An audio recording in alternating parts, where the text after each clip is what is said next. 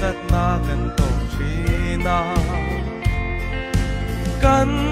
tan chuan lei moi na ten om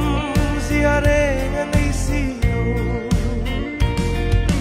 heng buan far sin hi tu de nge khoi atanga lo kal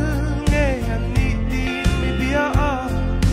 heng mi de hi se om tam tak tuar tu te kha an ni an buan te beram no thi senin an su fai si a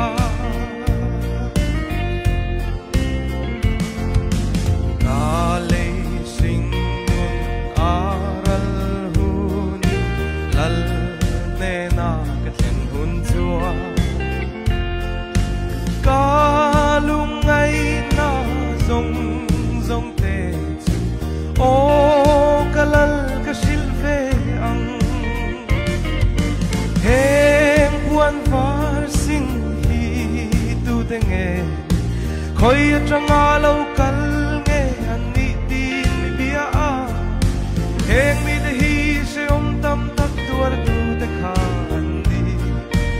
an puan te beram no thi senin an su fa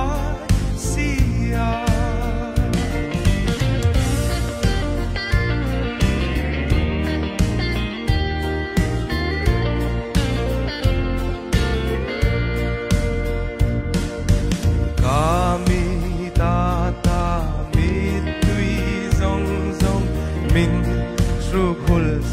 chuanin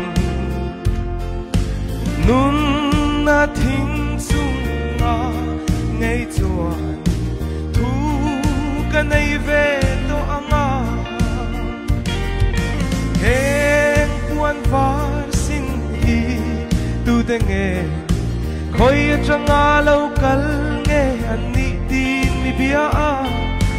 heng mi de hi se om tam tak tuar tu te kha an ni an puan te beram no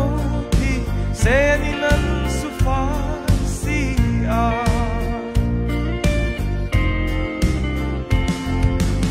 ei se om ma leng ma ila he leiram mi kan ni lo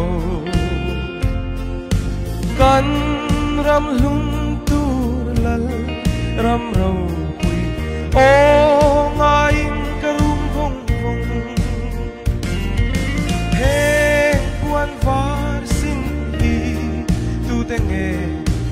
khoi atanga lo kal nge an ni tin mi bia a